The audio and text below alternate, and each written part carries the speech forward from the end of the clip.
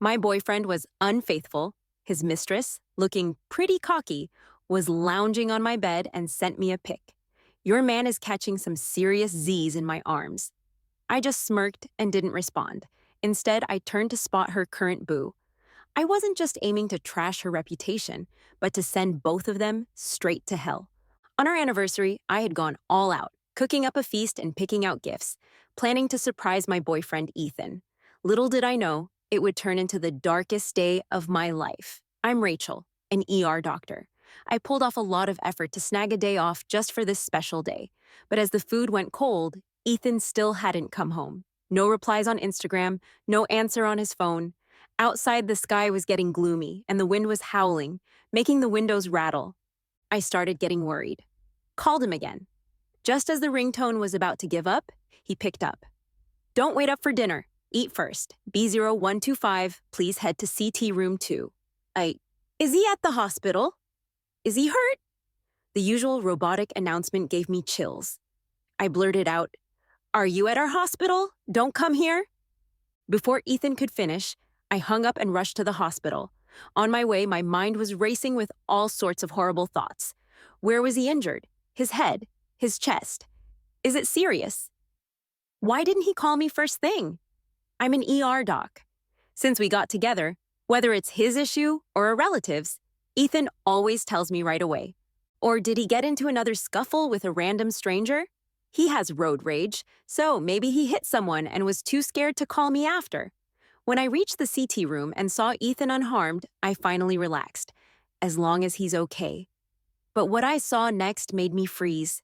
There was Ethan, gently wiping the tears of a young woman, his tone soft and comforting, telling her everything would be all right. After that, he lightly patted the back of her head. What are you guys doing? I was fuming, stepping forward to confront them. Ethan looked briefly flustered, but quickly regained his composure, sounding annoyed. Didn't I tell you not to come? You don't answer messages or calls. What's up with you? The weather was trash today, with strong winds. On my way here, I nearly had an accident, but instead of comforting me, he scolded me. The tension was thick. His anger made my nose sting with the urge to cry. It felt like I was the one at fault. The girl next to him stood up shakily, desperately trying to explain, Sis, I'm really sorry. Please don't get it twisted. The wind was so fierce today. As soon as I left the office, a sign fell on me. Ethan happened to see it and insisted on taking me to the hospital. Only then did I notice a small bruise on her forehead. Her face was pale and terrified, as though I was bullying her on purpose. She was young, pretty, and pitiful. She worked at Ethan's company. I think her name was Mia. Towards the end, Mia even sounded like she might cry. She looked at Ethan cautiously. Ethan, you should explain. Don't let an outsider like me mess up your relationship. I noticed that while saying this, Mia lightly tugged at Ethan's sleeve. Ethan frowned, looking impatient. What's there to explain? There's nothing between us. Rachel, why are you making a scene? He glared at me. He seemed genuinely pissed. Was I really misunderstanding the situation? Or was he using his anger to hide his guilt? My heart felt heavy and painful, like a stone was crushing it. This was the first time he'd been so harsh with me since we met, and it was all because of a perfect stranger. Their little gestures and glances grew bigger and more obvious in my mind. Ethan's inexplicable anger cooled down my emotions, making me realize that his behavior today was far from normal, but I had no concrete evidence. If I kept pushing about their ambiguous relationship, I'd be the one in a more vulnerable position, and Mia wasn't someone to mess with. I pushed down my frustration, took Ethan's arm, and smiled at Mia. I trust my boyfriend's character, just don't get it twisted. But you have to understand, my boyfriend has one flaw. He's too kind-hearted and doesn't know how to say no. Without giving Ethan a chance to react, I pulled him away. As we left, I saw Mia's previously innocent and pitiful expression turn sour. Once you plant a seed of doubt, it will grow and flourish on its own. I needed time to investigate and verify. Once out of the ER entrance, I let go of Ethan's arm and hurried towards the car. I couldn't keep pretending. Big raindrops started to fall, chilling me both outside and inside. Ethan kept pace, jogging to catch up, more frustrated. Rachel, haven't you had enough? Think about how awkward it's going to be for me and my colleague to work together now. I kept my face forward, walked faster, and angrily opened the car door. Just as I was about to drive off, Ethan snatched the keys from me. His expression was stern, but his tone softened. You've already offended her and embarrassed her. That's enough. We've already gone through this whole scene. Was it really necessary? But I still had that burning anger inside me. Why had a situation that should have been his fault turned into me being dramatic and unreasonable? Throughout it all, he never considered my feelings. I moved to the passenger seat, slammed the door, and buckled my seatbelt. The wind outside had died down a bit, but the raindrops pelted the windows, making a racket that mirrored my turbulent thoughts. Maybe I was really misunderstanding him. After all, he's tall, handsome, mature, responsible, and has a decent job. It's only natural that a young girl might find him attractive, as long as he knew his boundaries and handled things appropriately. Marriage is easy. Maintaining a marriage is hard. Every couple must take it one step at a time and cherish what they have. But what he said next shattered all the good feelings I had about him. She's just a pitiful kid with a rough background. You don't need to take it seriously with her. She's pretty naive. Everyone in the company treats her like a little sister. I glanced sideways at Ethan. Does treating her like a sister include head pats? She sneaks peeks at you, pulls at your shirt, and her eyes show how much she admires you. Do you think I'm blind? I recalled the moment they shared earlier. The anger I'd barely managed to suppress flared up again. She has a boyfriend. All right, stop overthinking and making up stories in your head. Ethan's face turned cold. He stepped on the gas and the car shot forward, his driving getting faster and faster, ignoring the terrible weather and poor visibility outside. Suddenly, a sharp brake nearly made me hit my head. Luckily, I was wearing a seatbelt, but before I could react, he rolled down the window, letting in the cold wind and raindrops as he started cursing. Are you trying to get yourself killed crossing the street like that? Luckily, the brakes worked in time, and no one was hurt, though the other person was clearly scared. I quickly got out of the car to check on the other person. Are you all right? Do you need to go to the hospital? It was a middle-aged woman. Even though she wore a raincoat, her face and legs were soaked by the rain. She hastily shook her head and bowed in apology. I'm so sorry, there's an emergency at home. I thought crossing quickly would save time. I didn't mean to be reckless. After apologizing, she rode off hurriedly on her electric bike. Getting back into the car, my heart was still pounding. Ethan's face remained dark with anger. He didn't speak or look at me, driving a bit slower now. As the sky darkened, I stared out the window, lost in thought. If he hadn't braked in time, or if the other person wasn't in a rush, things could have turned ugly. If it was a burly guy instead of a middle-aged woman, even if she was at fault for jaywalking, the consequences would have been unimaginable. And all of this was because of his irrational fury, clearly performed for my benefit. If I kept nagging about his flirtations, who knows if he would have crashed the car on purpose. By doing this, he could scare me into submission, shifting my focus away from his actions. Afterwards, he would casually excuse himself. You provoked me. You know I have road rage. He knew me too well, playing my psyche perfectly, but his selfishness and coldness caught me off guard and made me break out in a cold sweat. It felt like I never really knew this man.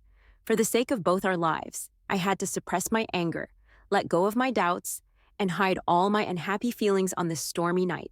Back home, Ethan noticed the food and cake on the table and finally realized it was our first wedding anniversary. I had the day off, so when I got up in the morning, I asked him, "Do you have any plans for dinner tonight? If not, let's eat at home." He agreed without hesitation. I thought he was pretending not to know to surprise me. But he had actually forgotten. I had happily prepared surprises and gifts for him. Now it all seemed absurd and laughable. Darling, I'm sorry, we were both too sensitive today. Ethan tried to approach me for a hug, but I sidestepped. A hint of guilt flashed across his face. I'll heat up the food and cut the cake. We ate in silence, both lost in thought. The reheated food was nothing like fresh out of the pot, much like our marriage. This was our first wedding anniversary, often called the paper anniversary. Is our marriage really as fragile as paper? After showering, I lay in bed, pretending to be asleep. Soon I heard the sound of a medicine bottle being opened. It was the melatonin pills he never missed, usually taken 5 hours before bed. But tonight was later than usual. After a while, I felt the mattress dip slightly. I didn't dare move, trying to keep my breathing even. Ethan leaned over to kiss me, but when I didn't respond, he pulled back. We both knew neither of us was actually asleep. Eventually, Ethan's breathing became steady and deep, indicating he was in a deep sleep. But my mind was wide awake. The seeds of doubt planted in my heart kept me tossing and turning. I knew I had to do something. I pretended to shift in my sleep, accidentally draping my leg over Ethan. He was asleep so soundly, he didn't react at all. Carefully, I grabbed his phone from the bedside table and tiptoed out of the bedroom, heading to the study.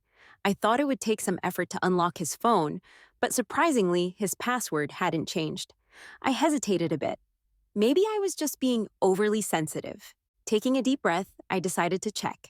If I ended up being wrong, I could apologize later. I scrolled through his messages, searching for keywords like miss you, love you, good night, and hotel. Apart from our conversations, there was nothing suspicious. Looking at his transaction history, there were no strange transfers or red envelopes. His wallet details showed no odd activity. I checked his photo albums and Instagram. No suspicious or intimate photos. Maybe I was overthinking things. I sighed in relief. In his company group chat, I found Mia's contact. Ethan saved her Instagram name with her full name, and everything seemed normal. But why were all their messages deleted? And why was their chat set to do not disturb? This seemed too suspicious. I closed my eyes, trying to relax, but my mind kept replaying the moments at the hospital.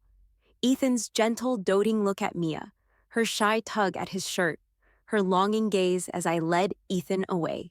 These scenes looped in my mind like a heavy weight on my chest, suffocating me. Even though there were no incriminating messages, I felt a deep sense of disappointment and frustration. The air around seemed thin and suffocating. I couldn't calm down at all. After a deep breath, I opened my eyes to turn off my phone and spotted the shopping app, just as I was about to exit. On a whim, I opened the app and checked his pending deliveries, payments, reviews, and my orders. Everything seemed normal. Is he hiding too well? Or have I really misunderstood? My finger lingered on a random past order, a pair of shoes he bought recently. I looked at it mockingly. Maybe I'm just too sensitive. When I exited, I accidentally pressed more in the bottom left corner, and a delete order option popped up unexpectedly. I clicked on it impulsively, and a dialog box appeared asking, "Confirm delete this order. It can be recovered from the order recycle bin on the computer."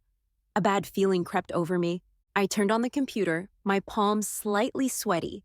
The faint sound of the computer tower made me both nervous and wary. I glanced at the study door, hearing nothing, but I still wasn't reassured. I took off my shoes, left the study, and tiptoed to the bedroom door, which I had left cracked open earlier. Leaning against the wall, my palms were getting sweatier, and my heart pounded loudly in my ears. I held my breath and listened carefully. The bedroom was filled with Ethan's snoring, rising and falling. I quietly retreated back to the study. I logged into the app on my computer, opened my orders, found the order recycle bin, and restored the deleted order. Then I opened my orders again. Lines of purchase history appeared before me, and I was stunned. Luxurious and beautiful couple rings that I had never worn. Various luxury handbags I'd never seen. Sets of sexy clothes, not my style at all. My mind automatically painted scenes of these items. Sweet, warm, exciting, crazy. My hand clutching the mouse shook. From dating, falling in love, getting engaged, to marrying, even after a year of being together, all the trust and feelings crumbled into pieces. I covered my mouth, not daring to cry out loud. I even regretted opening his phone. If only he had changed his password. 5 minutes later, I wiped my tears, took a deep breath, and regained my usual calm. I knew now wasn't the time to break down. I needed to preserve evidence. He had hidden it so well, I had to be fully prepared. I picked up my phone and took pictures of each historical order, then recorded a video. While doing this, my hands trembled uncontrollably. My heart pounded. I then noticed that some of the recipients, phone numbers, and addresses for these items weren't my boyfriend's, mine, or even his workplaces. it could only be his mistress. I saved her phone number and went on Instagram, trying to search for it. The resulting image was an anime picture, identical to the one saved as Mia in my boyfriend's phone. However, the Instagram name was Rainy for You. Everything was clear now, and my world, my relationship, began to collapse. I deleted each historical order record one by one. With each deletion, my heart bled, just like their betrayal of my relationship and the insult to my intelligence. The system automatically moved them back to the order recycle bin. I cleaned up and returned to the bedroom. That rising and falling snoring was particularly grating on my ears. I lay back on the bed, and he murmured in his sleep, calling me darling, stretching his hand over to hold me. It was his little quirk. He'd always pull me into his arms in the middle of the night, especially when we weren't getting along. That moment of close skin contact felt like becoming part of him, and all my anger would vanish without a trace. But this time, I knew we'd never go back to how we were. Instinctively, I edged towards the side of the bed, almost falling off. He didn't touch me, turned over, and fell back asleep. Looking at his familiar back, he seemed both strange and disgusting to me. I couldn't understand why he would cheat. I have a pretty face, and with makeup, I'm considered quite attractive. I'm gentle, kind, have a career, can handle social occasions, and cook well. We met through a blind date, but had a year-long observation period. He's mature, steady, tall, and handsome, and deeply affectionate and romantic towards me. He even said meeting me felt like it was too late in life. We had love and were soulmates. Entering into a relationship was a thoughtful decision, a natural progression. Before getting our relationship official, I even jokingly told Ethan that if he ever loved someone else, I'd let him go. But just tell me beforehand, even a second before he falls out of love. He patted my head indulgently. Darling, loving you for a lifetime isn't enough. But after just a year of being together, how ridiculous and ironic. He could stop loving me and love someone else, but he should never have betrayed our love, our relationship, cheating on me behind my back. His snoring gradually quieted down. At this moment, I even felt like strangling him, but then I thought, it's not worth it to ruin myself over someone like him. But letting him go just like that felt too easy. A fire of anger surged in my heart, making me toss and turn. But I had to sleep. Only by getting enough rest could I have the energy to plan carefully and make him pay the deserved price. That night, I had countless nightmares, but at least I slept some. The next morning, I made a simple breakfast and sat at the dining table, finding everything tasteless. I knew I'd have to live with a mask on from now on. Divorce was a recurring thought in my dreams, but such a major decision, how would I explain it to my parents? They're old. What if they couldn't handle the shock? Why are you up so early? Ethan was half asleep, yawning continuously, and tried to hold me. I stiffened, and my body instinctively rejected him. Looking a bit disappointed, he gave me a good morning kiss on the forehead. Still mad about yesterday, his deep voice with a hint of coaxing, eyes full of affection, seemed so ironic to me. But fearing to alert him, I bore my disgust and managed a smile. He counted on me not being able to resist his affection, but that was before he crossed my line. If you wholeheartedly love and protect me, I don't care if you're rich or poor, human or ghost. But if you treat me like this, I'll make sure you're worse than a ghost. When you get time off, let's celebrate our anniversary properly and maybe have a baby. He sat down and started eating, eyeing me. When we got together, he said he wanted to focus on his career for another 2 years and pay off the mortgage before having kids. He didn't want me or the child to suffer. I was moved then, and even took on the task of paying off the mortgage with him. The house was a pre-sale. It hadn't been delivered yet. Bought before we officially got together, he had only made the down payment. The house wasn't ready to move in, and the mortgage needed to be paid every month. A lot of pressure. With the pandemic, I didn't want him under too much stress. Besides, we were together and would be for life. Being too precise about things would only hurt our relationship. Now, I'm incredibly grateful he postponed having children. My emotions were mixed, but I couldn't let him see any clue. Forcing a smile, I thought for a bit before responding. We're short-handed in the department. Dr. Emma is about to give birth and will be on maternity leave soon, so she can't take night shifts. Our plans would at least have to wait another 6 months. I sensed a sigh of relief from him, but he was still unhappy. Does your workplace even care about human rights? They even want to control when you can have kids. I smiled awkwardly. You know the nature of emergency medicine. Pregnancies have to be reported in advance. Okay, 6 months then. If you get pregnant, stop working immediately. You guys are too exhausted every day. The child can't be at risk. I'll support you. I nodded and smiled, finally ending the topic. I've never loved the emergency department's unspoken rules as much as I do now. 6 months is enough time. After breakfast, I was washing dishes in the kitchen. Ethan was very attentive, helping with everything. In the past, I'd have felt very happy, but now I only felt indifference. Suddenly, he hugged me from behind, resting his chin on my neck. Babe, I'll make it up to you when we're off. I didn't respond. In his eyes, I was still holding a grudge. Actually, there's something I wanted to discuss with you. Our two-bedroom apartment is too small.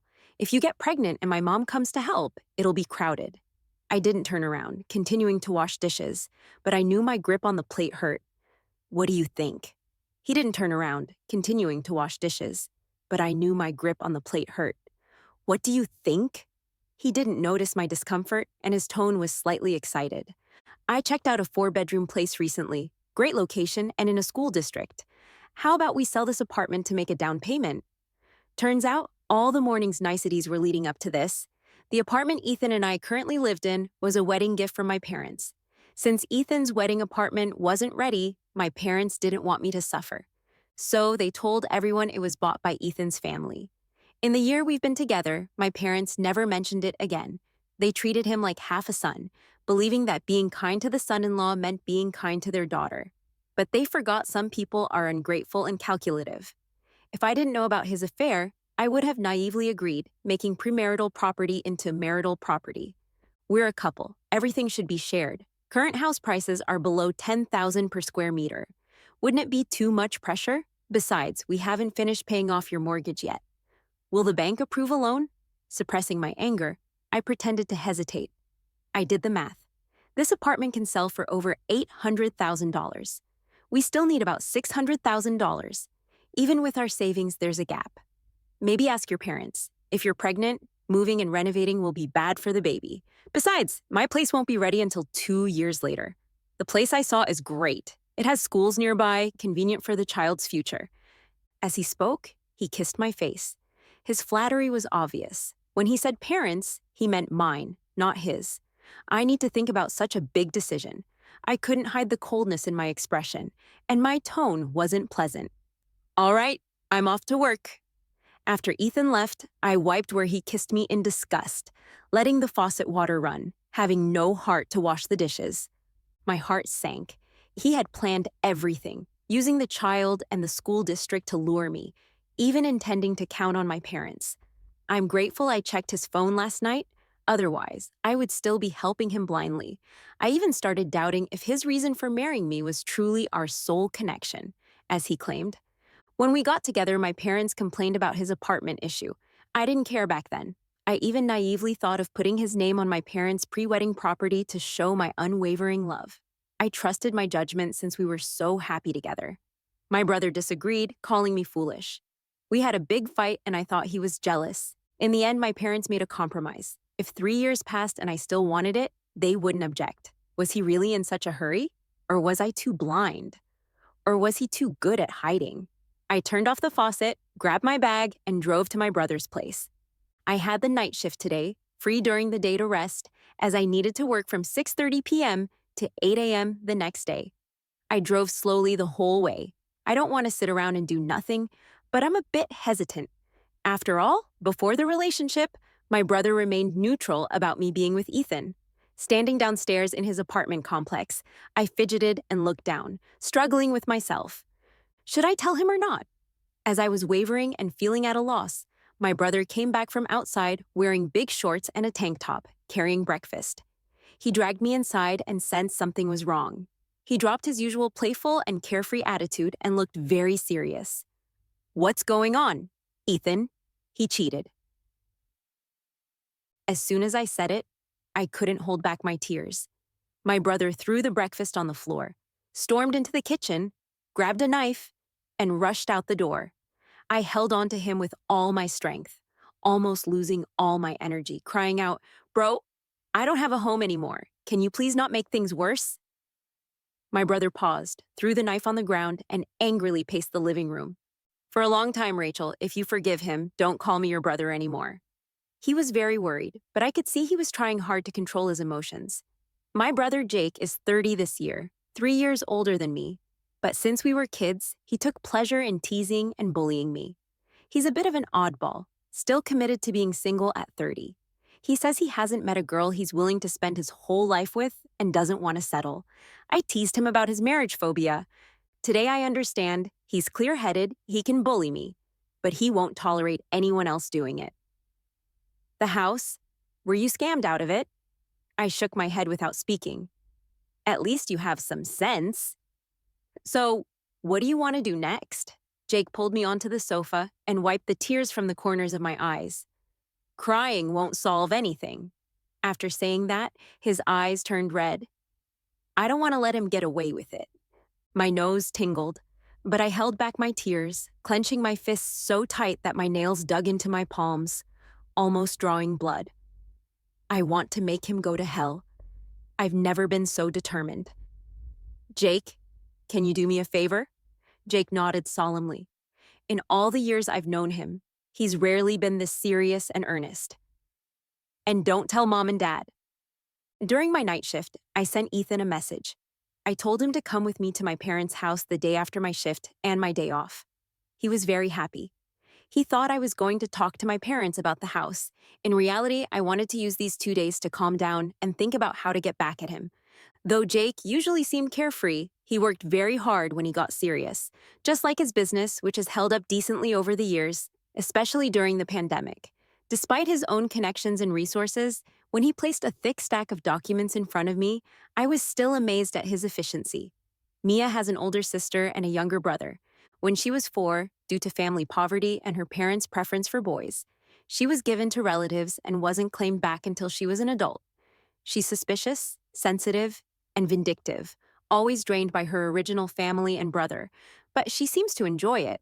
She now has a fiancé with detailed information about him, his phone number, and Instagram handle included.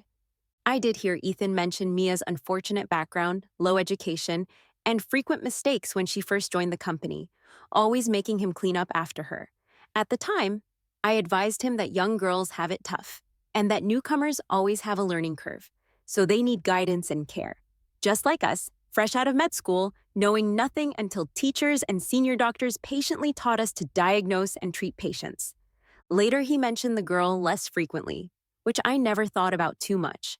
I never imagined he was taking care of her so well that he ended up in bed with her. Her background is pitiful, but that doesn't justify her interfering in my relationship. As I flipped the record through the documents, I found her medical records. On a whim, I logged into the clinic's electronic medical record system. Even though we're in a small town, I work at the best hospital here. When people are sick, they usually come to us first. I opened the appointment print tab, adjusted the time frame to a year, and entered Mia's name. Several records came up, and I matched them by age and ID number, printing out the relevant ones. At that moment, I was grateful for the hospital's policy of granting the emergency department access to all medical records. Due to the sudden and complex nature of emergency work, the emergency department is allowed to print medical records aside from the main office. I carefully examined the records. Mia had multiple gynecological visits for menstrual pain and several ENT visits for nosebleeds, with short intervals in between. Suddenly, I remembered how Ethan took melatonin every day. My mind quickly formed a nearly perfect plan for revenge. I want them to fall into ruin and despair forever. As soon as the early shift ended, I left work right away. Today I'm going to see someone, Jake, Mia's current fiancé. When I first saw him, he looked just as described, a simple, honest, and somewhat awkward technician. When I laid all the evidence before him, his face twisted in disbelief. He claimed I was slandering his girlfriend and refused to believe Mia could do such a thing. I guess at this moment, your girlfriend is still at my house? I felt both sympathy for the man in front of me and a sense of irony for myself. Did you install surveillance? Jake asked, still clinging to hope. The whole thing happened too suddenly. I didn't have time to set up surveillance. I sighed helplessly. So it's all your speculation. I trust my girlfriend. I won't let a stranger's baseless accusations affect our relationship. Seeming to muster a lot of courage, Jake finally spoke. I took out my phone and opened the app for my smart body fat scale, skipping past the basal metabolic rate, fat rate, and muscle rate. I focused on the time and weight shown on the screen. Last night at 8 p.m., 45 kilograms. At 11 p.m., 46 kilograms. This morning at 7:30 a.m., 44 kilograms. Last night, they must have had a late night snack or something. If you still don't believe me, you can call to confirm. I looked at Jake calmly. He went from disbelief to hesitation and doubt. After 2 minutes, he finally took out his phone and dialed a number, putting it on speaker. "What's up?" A sweet and lazy female voice answered with a touch of playfulness. It was definitely Mia. "Isn't today the weekend? I miss you. Let's meet up." Jake was testing the waters, but I could tell he still had a sliver of hope. "But I have a cold. Wait a few days until I feel better, and I'll come find you." "I don't want to get you sick," Mia said, deliberately sniffing and coughing twice. "Then I'll come to your dorm and bring you some medicine." Jake's face started turning cold as he said this. "No, no need. I've gone back home.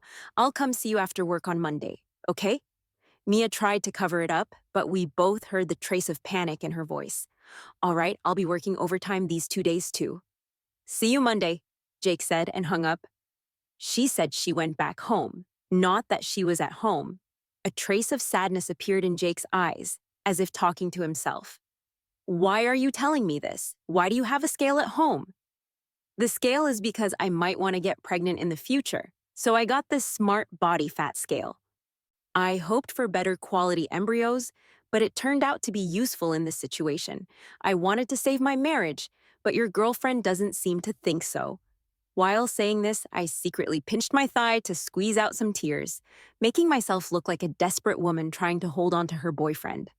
In this society, men cheating can usually be forgiven by most women, but if a man is betrayed, almost no one can forgive it, regardless of their wealth, job, or social status. "Take me there," Jake said, and I still looked sad on the outside, but inside, I was smiling. People are strange creatures. No one wants this to happen to them.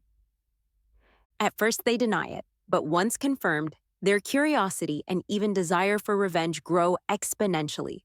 The one who breaks the rules in choosing the excitement automatically ignores the consequences of breaking the exclusivity of love. They even arrogantly think they've hidden it well. How could they be discovered?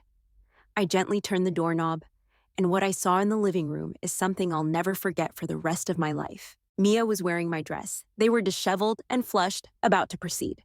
Perhaps they heard a noise and turned their heads simultaneously. Our eyes met. I already knew Ethan was cheating, and I was prepared on the way here. I even persuaded Jake to just bring his girlfriend home, but seeing them shamelessly and blatantly nestling on my sofa was still hard to accept. Life is too melodramatic and cruel. Ethan hurriedly pulled up his shorts, and Mia froze in place, stunned. Before I could react, I saw a figure quickly rush past me, followed by a loud slap sound. Jake had slapped Mia hard. Then he roared angrily. "Weren't you supposed to have a cold? Weren't you supposed to be back home? Let me explain. There's a misunderstanding here." Mia didn't even bother covering her face, frantically arranging her dress, and stuttering while speaking. But halfway through her explanation, she couldn't keep lying and changed the topic. "This is the first time I was forced into it." That sentence was like a bomb. Jake immediately turned on Ethan, raining punches and slaps on him. Ethan was confused and ashamed at first, but quickly fought back. The two men wrestled fiercely. Punches and kicks flew. As the fight grew more intense, they started grabbing objects within reach. The scene was chaotic. The glass on the coffee table shattered on the floor with a crisp sound. I took out my phone and began recording. It was a pity that although I had prepared a voice recorder the previous day and charged it, I didn't use it because the scene was too sudden when I entered. I forgot to use my phone at that moment. Now Jake was like an enraged beast, eyes bloodshot. Even with Mia clinging to him, Ethan was at a disadvantage. After all, Jake was younger and stronger, and his anger was his best stimulant. Mia caught in the middle, tried to stop both, only to find herself getting hurt instead. Two men in a fit of rage blamed her for everything. Whomever she sided with, she was wrong. In a short time, the living room was a mess. The door wasn't closed. The noise of the fight attracted neighbors who crowded the doorway, discussing the scene. Some recorded videos, while others called the police, adding more chaos. Finally exhausted, Jake and Ethan had to stop fighting.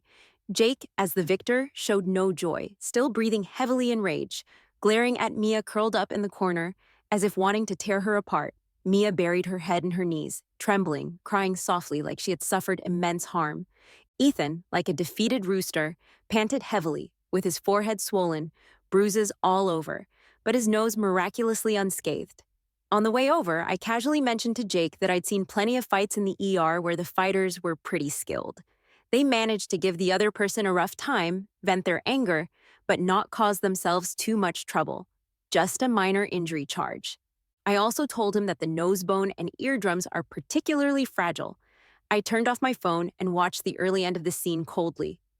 What a pity Jake didn't hit hard enough, and that scumbag Ethan didn't suffer enough. Mia's reaction today was also a bit surprising to me. She was much weaker than I had imagined, which left me feeling somewhat unsatisfied. Maybe Jake's presence kept her from showing her true colors. Sensing the quiet around her, Mia stopped crying and looked up. Her face, smeared with blood and tears, looked pitiful and somewhat ridiculous. I curled my lips into a mocking and provocative smile. Suddenly, the innocent, doe-eyed look she usually had disappeared, replaced with a resentful and vicious glare.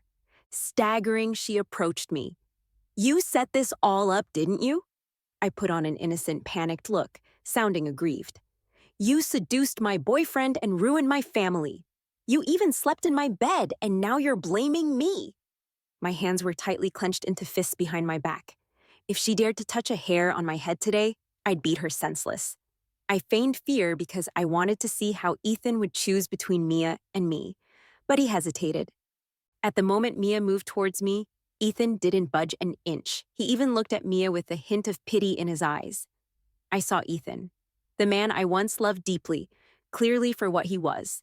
If that's the case, don't blame me for being blunt. "You bitch! Ethan should have broken up with you long ago," Mia screamed, raising her hand to hit me like a madwoman. I was ready. I swung my arm and slapped her across the face. Then I slapped her again with the back of my hand. "Good hit, seducing someone's boyfriend and wrecking their family. How dare you act so arrogantly?" Someone in the crowd shouted. Mia seemed taken aback that I fought back. She stood there stunned, her face swelling up like a pig's head, tears welling up in her eyes full of humiliation, but she didn't dare say another word. If she dared be more arrogant, the spittle at the door could drown her. "Mia, haven't you embarrassed yourself enough?" Jake grabbed her with such force that she stumbled and fell to the ground. "They're all bullying me, setting me up. Can't you see that, Jake?" "Jake, you're being used by that bitch Rachel." "I'm so wronged you're not even helping me. You even hit me just now, after all I've done for you." Mia sat on the ground, wailing and sobbing. At this point, Ethan finally stepped in front of me and pointed his finger at Mia's nose, cursing her viciously. "I've told you already, don't seduce me or wreck my family. All along, I've only loved my girlfriend." Mia choked on her sobs. "I've told you already, don't seduce me or wreck my family. All along, I've only loved my girlfriend."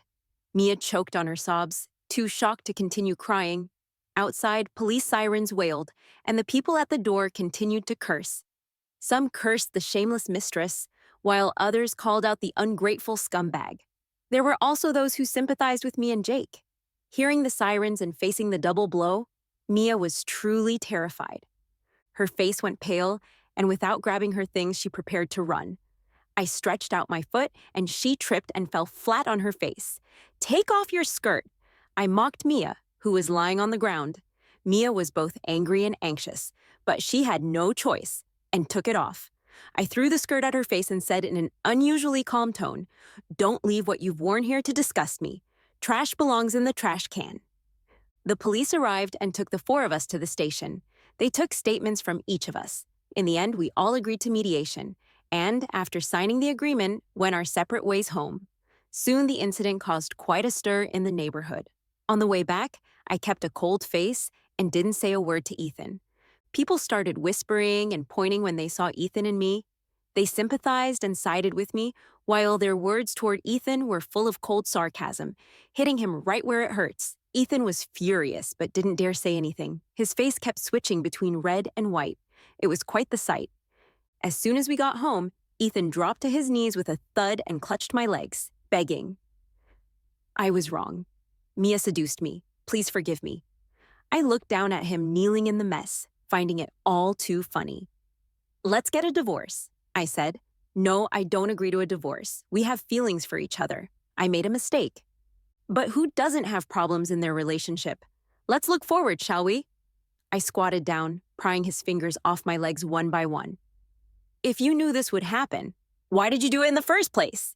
Ethan panicked. Large beads of sweat rolled down his swollen forehead. It was both funny and tragic. He took out his phone and sent a vicious voice message to Mia, then deleted all her contact information right in front of me. I swear I'll never have anything to do with her again. Ethan's fierce determination scared me a little. Before getting caught, he hid it well, even blaming me for being paranoid, making it seem like I was wronging him and causing him great distress. Just last night, he and Mia were being intimate in this house. Even 2 hours ago, when Mia came to hit me, he didn't stand up to protect me immediately. Now, when I mentioned divorce, he quickly cuts ties with Mia, switching sides right away. Does he sincerely want my forgiveness? Or is he just stalling to find a chance to kick me out later? After all, he hasn't yet gotten the premarital property gifted by my parents. All the savings are in my hands. The mortgage on the house he paid the down payment for before our relationship isn't paid off either. Or maybe he thinks there's no chance with Mia anymore. Balancing the pros and cons, he finds me still useful. Thinking in this society, a cheating man who kneels and begs should naturally make the wife forgive and move on.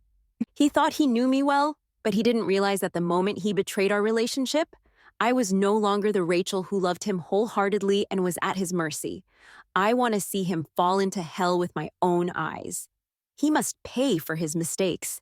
Today is just the beginning. I closed the door and went into the guest room. Today's confrontation was a spur-of-the-moment decision. When it comes to cheating, I always believed it was Ethan's fault. Even if Mia made the first move, if Ethan knew how to refuse, nothing would have happened. But Mia crossed the line by adding me on Instagram and posting a story only I could see in the early morning. She lay on my bed with a man I knew too well. Though his back was to the camera, it was clearly Ethan. The caption read, "What's stolen tastes best." She was getting back at me for walking arm in arm with Ethan in front of her 2 days ago, feeling abandoned in that instant. It likely reminded her of being abandoned by her own family, stirring up her sensitive and suspicious nature. So, while I was on the night shift, she couldn't wait to come to my house and exact her petty revenge. She wore my dress, slept in my bed with my man, and even flaunted it openly. So I found Jake. But I didn't show him the pictures Mia sent me. I feared he'd get too angry, call Mia, and refuse to come catch them together with me. Nothing is more impactful than seeing it with one's own eyes. The deepest hurt always comes from those closest to us. Silent treatment is a dull blade. It won't kill, but can make life unbearable. Ethan began to change, becoming more attentive. He who never cleaned the house now made sure the place was spotless, even cleaner than before. He made elaborate breakfasts. I ate with a cold face and said not one word. While the food was good and clearly well prepared, I didn't offer any compliments. I saw him busy in the kitchen but acted as if I didn't and turned back to the guest room. We slept in separate rooms. Our communication was minimal. If something could be said in one word, I never said 3. He made an excuse to take some time off work to spend time with me and make it up to me. Whether he was there to be with me or just for recovery, fearing embarrassment, I didn't care anymore. I went on with my life. If love was gone, I would focus on my life. If love was gone, I would focus on my career. But I quietly watched his changes, specifically his physical changes. I loved sweet treats, so Ethan, feeling guilty and wanting to make me happy, would always prepare sweet dishes after my shifts. I took a few symbolic bites, still saying nothing, but the coldness on my face lessened a bit. Ethan was thrilled, eating with great appetite, thinking it was a sign I might forgive him. But he also started noticing that every time he finished his meal, especially when he cleaned his plate, I seemed in a better mood. His bruises and wounds healed gradually, yet he inexplicably began getting mouth ulcers, coming and going frequently. His insomnia worsened, and even increased doses of melatonin didn't help much. He'd wake up in cold sweats at night, sometimes jolting awake for no apparent reason, even with the air conditioner running at a comfortable temperature. Occasionally, he'd run a low fever, which kept recurring. Then he started to become forgetful. The first time I talked to him since asking for a divorce was because he forgot to turn off the main gas valve in the kitchen. He couldn't find his razor in the bathroom, and after searching for a long time, I found it for him near the window. One day, when I got home from my night shift, I found that Ethan had closed the door without locking it. I called him right away and yelled at him. He tried to argue back but ended up sighing and helplessly saying he'd be more careful next time. Later, I saw him come home carrying groceries. He didn't dare to say anything and quietly went into the kitchen to start cooking. Recently, Ethan would break out in hives for no apparent reason. It was extremely itchy, even in the most private areas of his body. He saw a dermatologist and got tested for allergies, but found nothing. He tried many anti-allergy medications, but his condition would still come and go. Sometimes the hives would disappear without medication, only to come back days later with no pattern, sometimes accompanied by a low fever. His physical discomfort, coupled with anxiety and insomnia, tormented him, making him restless. Seeing him lose weight and look haggard made me feel quite pleased. "Are you still in touch with Mia?" I asked casually as we ate. "Don't you trust me?" Ethan put down his chopsticks, looking angry but with lifeless eyes. "That's not important. What matters is that you don't infect me." I smiled at him mockingly. A few days ago, I saw that Mia had come to the emergency room. She kept having nosebleeds for no reason, and it took a long time to stop the bleeding. Ethan's face changed drastically at my words. "I'm full. I'm going to play some games," I said as he stormed into the study, coming out only after a long time. That night, when everything was quiet, I checked his browsing history on the computer. I saw searches like what causes insomnia, forgetfulness, low fever, night sweats, and mouth ulcers. What diseases can cause recurring allergies without a clear reason? What STDs are transmitted through high-risk sexual behavior, and early symptoms of HIV and its incubation period? Once someone becomes paranoid about HIV, it's like opening Pandora's box. Fear, anxiety, and despair will consume them, driving them to the brink of a breakdown. When the seed of doubt takes root in the heart, it's nearly impossible to get rid of. It grows persistently, sprouting despite all efforts. How could I miss the chance to nurture this seed? I'd use every way to water and nourish it, rushing its growth, as some diseases have a window period from 6 weeks to 3 months. Time is limited. The next day after work, I noticed scratches on Jake's neck as if from a confrontation with Mia. Mia's recent post showed signs of this. She cut her hair short and covered her right face with it, looking dejected. The caption read, "Starting over." She had been sending me nasty messages, flaunting her and Ethan's intimate photos. Yes, they had been meeting secretly again. Once a cheater, always a cheater. I recalled Ethan's tearful plea when I demanded a divorce. It seemed ridiculous to me. Men lie effortlessly.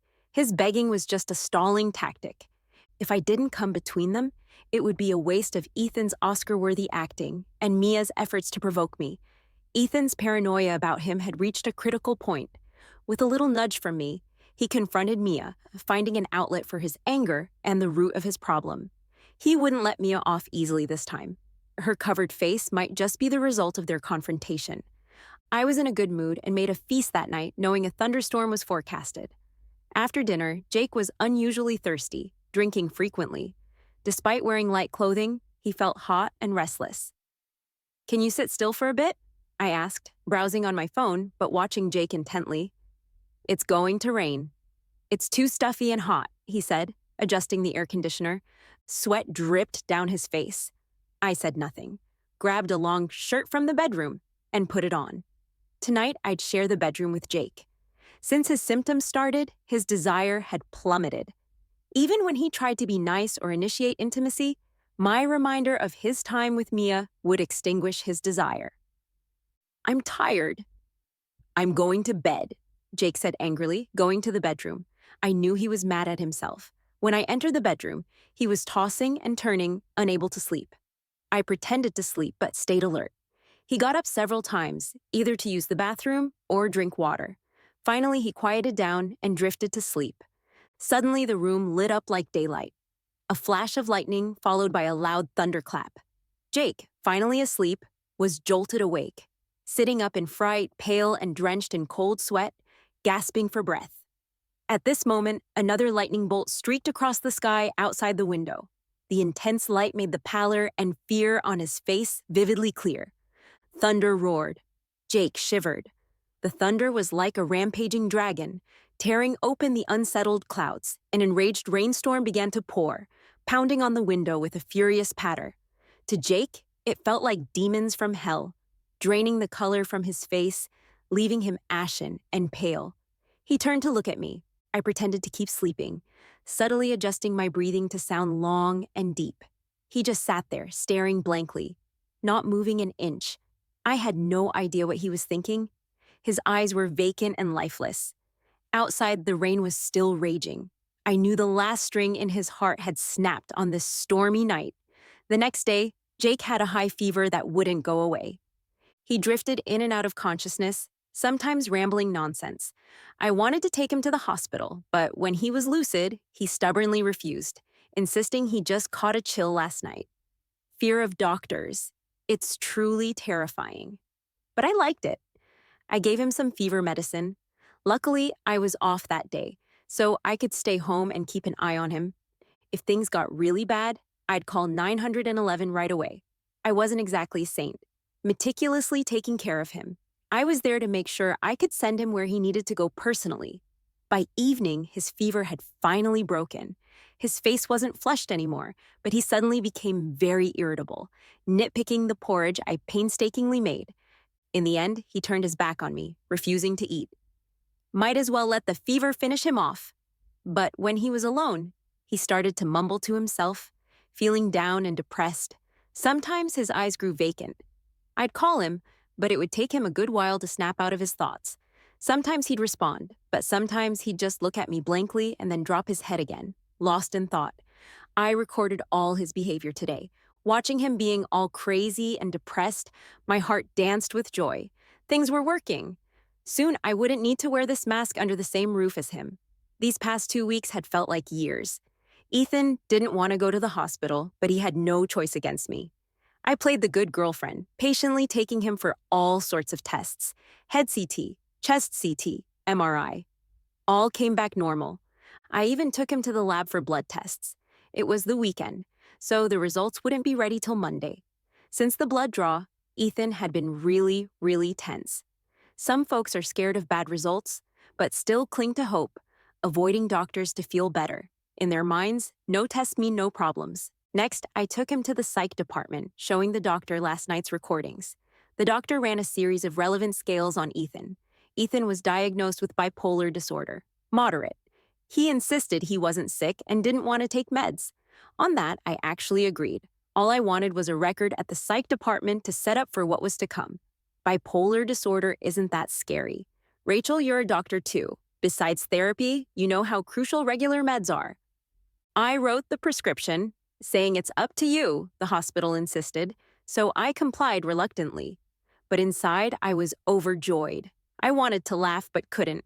I got Ethan some sick leave, claiming he had recurring fevers the local hospital couldn't diagnose, and I wanted to take him elsewhere. With the pandemic, everyone's sensitive about fevers. Ethan's boss quickly agreed, assuring us not to rush back until his condition was clear. I did all this to scare Mia.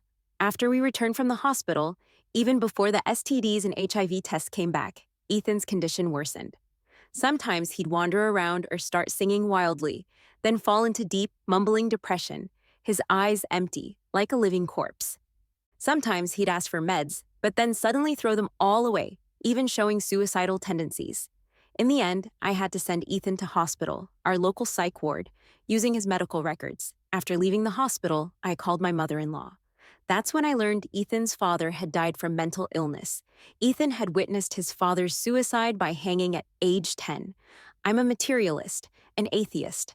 Some mental illnesses, from a medical standpoint, are hereditary, but bipolar disorder isn't necessarily so. If he hadn't cheated, breaking our relationship and love, even if he fell into a deep depression, I'd have been confident enough to stick it out with him. Even selling the house and car to travel and lift his spirits would have been fine. The hospital called me many times later, saying Ethan wanted to see me. I never went. I was busy filing for divorce. Because of Ethan's mental condition, the divorce was more complicated than usual, but I was prepared. Our relationship was long dead. I provided all the evidence of his cheating, listed chronologically. Of course, this evidence was legal, and the court accepted it. From my online record of catching him with Mia to the video neighbors took, police mediation records, and Mia's photos, videos, and chat records of her with Ethan, including his medical records, prescriptions, videos of me playing the good girlfriend, and clips of me hiding in fear during his bipolar episodes, crying quietly. In the end, the court granted the divorce. Most of the property was given to me, but considering Ethan's mental health issues, he was given a small portion as well. Ethan's mother used all of his share to pay for his hospital bills. This money would keep him in the hospital for a long, long time. One day after the divorce, I took Ethan's lab report and made a point to visit him. The doctor said his condition was worsening. He had even started refusing to eat.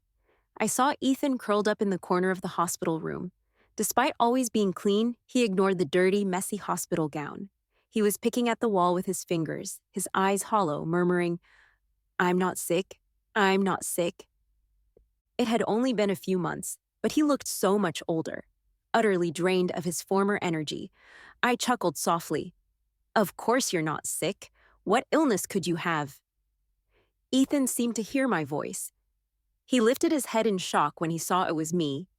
A glimmer of light flashed in his dull eyes, then quickly turned to a furious glare. "Rachel, you planned all this, didn't you?" I shrugged innocently, smiling.